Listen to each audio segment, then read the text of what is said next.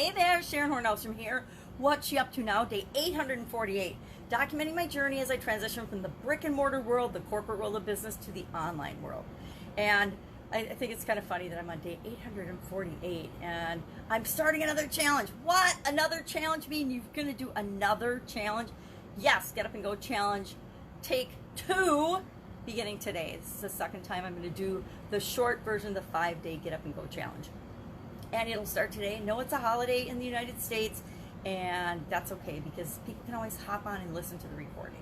So starting that today, 11 a.m. Central Time, and I'll do it every day for, the next 5 to 10 days. We'll share information and content to help people get over themselves, to get up and go, to get moving, to make sure they're moving their life in the direction they want it to, not just being reactive to everything that flip-flams and slaps us around at this journey called life. So Get Up and Go challenge. Yes, I'm doing another challenge. And here's the deal. We are never done, right?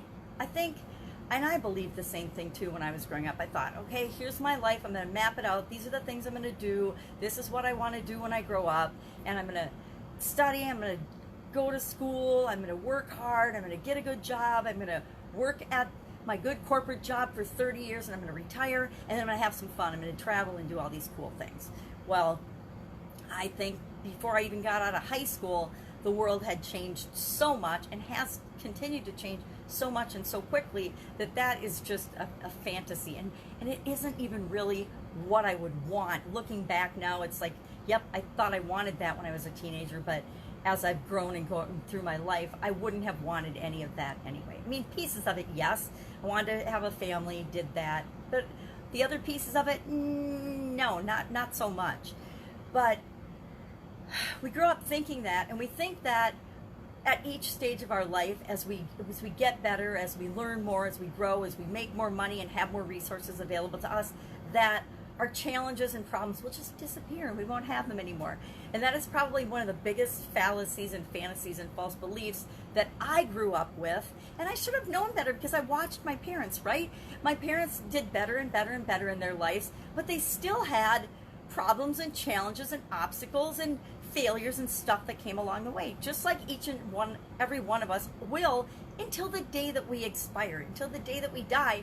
We will be facing situations that challenge us, things that have us questioning our beliefs, events and people that come in and out of our lives, and circumstances and things that happen that just are calling upon us to grow and be a bigger, better person and to solve and deal with those situations, right? It's like people that win the lottery, they think, and other people falsely believe that, oh, if you just win the lottery, if I just won the lottery, I wouldn't have any problems anymore. All of my problems would disappear if I had enough money. I think that's one of the most dangerous false beliefs on the planet. The more money you make, the bigger your problems, the bigger your challenges, because you're being a steward of resources for the world and for the universe, and that requires a different level of behavior and being than if you're just making the minimum to get by and just surviving. If you're to the point where you're doing better and thriving, the world calls upon you to add more value, to produce more, to give more value, and that shows up in the form of problems and challenges and situations that we have to deal with. So I don't know. I think that's one of the false beliefs we need to dispel for people, that money is going to solve all of your problems. Money is going to make you happy, and you'll never have to worry about anything ever again. If you have enough money, everything will just be, honky-dory and rose-colored glasses. But don't get me wrong. Having a lot of money and a lot of resources can make your life easier and give you more options and more ways of solving certain problems, because maybe you can just hire somebody to take care of the problem for you.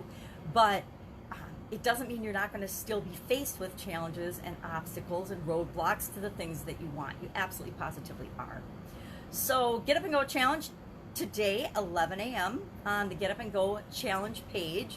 I can put the link below if anybody wants that. Just hit me up. Just say challenge or something in the comments below, and I will make sure I put the link in there. Otherwise, I will probably forget. I'm just being honest. I will forget otherwise. I get sidetracked easily, especially on holiday weekends. It's a holiday weekend here in the United States, so sometimes I get a little discombobulated because I've got lots of different things pulling at my attention. Challenges, of course, obviously challenges, I'm always doing them. The fun challenge for this year, 365-day fun challenge, was on day 139 today, and it was all about what can we do to positively impact the environment. And I say you start with your own environment and think of things that you can do there, and then you can spread out and impact other things using like a ripple effect, because when we clean up our own environment, when we recycle and do things in our own household, it encourages us and wants us to share that with other people. And so it was all about the environment. Today at Supersize Your Business was about things that get under your skin, things that bother us, things that annoy the living daylights out of us. And guess what? We all have them, right? Isn't there something, some behavior or an annoyance that somebody does that just makes you want to jump out the window or just drives you up a wall? We all have those things. I used to work with a gentleman that cleared his throat all the time, and he had something going on in his throat, but it was incessant all day long, and I knew he couldn't help it, but it was like, you know, the nails on the chalkboard thing. It was just super duper irritating.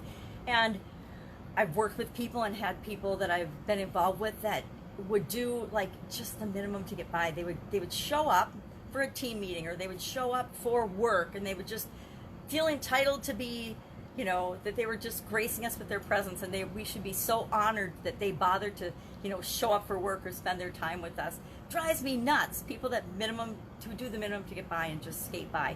And maybe that's because I know that in certain areas of my life, I am not giving it my all. I'm not giving 100% effort to absolutely everything that I do. You know, there's a saying, how we do one thing is how we do everything. I'm not sure I 100% believe that, because I think we need to pick and choose how much energy we're going to put into different areas and aspects of our life. I will admit that I am going to put forth just the amount of effort that I need to clean the bathroom and to do dishes and things like that. I am just going to make sure they get done, but I am not going to go the extra mile of doing certain things, right? Because to me, the exchange of value for the time that I have to invest in that isn't worth it. And so I know there's areas of my life like that where I'm kind of skating by and doing the minimum to get by. And I guess that's why it irritates me in the work world and in the world of business, when people do that, when they're just doing the minimum and they're, you know, skimming off the top, things like that. I think that because I see some of those behaviors in other areas of my life, that I find it super annoying. Curious what you find really annoying. What bugs you? What gets under your skin and just drives you nuts? Share that in the comments below, because I want to know that I'm not the only one that has things that just totally irritate me. And a lot of times we have things that irritate us about ourselves. I used to, when I was younger, hate being short. I didn't want to be short. All my friends were tall. Everyone on the planet, it seemed like, from 5th grade on, was way taller than me. And I used to joke about being short. And then I realized what a waste of time and energy. There is nothing I can do on the planet about how tall I am. I was genetically predetermined how tall I was going to be. So why would I waste any time and energy being upset over that? What else is going on? Challenges will be my major focus this week. I'm also in a mastermind and accountability team. I've got, you know, I encourage people to get coaches. I have my own coaches as well. So I need to make sure that I'm holding myself accountable to the things that I said I'll do for that group and for my coach. And so I think I'm pretty dead nuts on. I always usually check on Sunday to see where I'm at with that, because we meet on Tuesdays, and I didn't do it yesterday. I'm trying to think what I did yesterday that I have an excuse for not having done it. I guess I gave myself a break because we've got an extra day in terms of being a holiday today, and most people aren't working or doing anything today. So I think I cut myself a holiday slack and said, I'll do it today. Kind of like the same thing with the garbage. Normally garbage pickup day for us is Monday, but it's a holiday, so they're not picking up today. So I cut myself some slack and didn't take out the garbage last night. I'll do that today sometime. So I kind of just pushed my Sunday things off to Monday, and that's okay. Sometimes even I need a holiday. So that's it. That's all I've got today. I wish you an absolutely amazing day. If I can help you in any way, please ask in the comments below. Otherwise, I'll be with you tomorrow to let you know what I'm doing, what's working as I transition from the brick and mortar world to the online world. And I guess mostly I'm sharing the stuff that hasn't worked so far, but I'm working on tweaking that and changing that and being consistent, doing a lot rebranding right now. I am in a group about rebranding, and I'm on a team that's doing that. And so our team is pulling together and saying, all right, we need a facelift, we need to rebrand, we need to get really clear and concise and focused on what it is we're going to do for people and how we're going to serve them, instead of trying to do everything for everybody, which we've never done everything for everybody, but we want to be clear in our messaging, clear in the whole thing, the whole brand persona, brand values, everything. And so it's actually a lot more work than I thought it was going to be. A lot more goes into consciously thinking about what you want to create than randomly just creating it. And I obviously am a random creator, and I just let things evolve naturally, but I need to be a little more intentional in the things that we're doing as a team, especially for the Get Up and Go Challenge, because that's what we're moving forward with for right now, because it seems to be what people need the most right now. They need to know that they know what to do, and that they can know what to do each and every step of the way to deal with whatever life dishes out, right? All right, have an amazing day, and I will, of course, be with you tomorrow. Bye.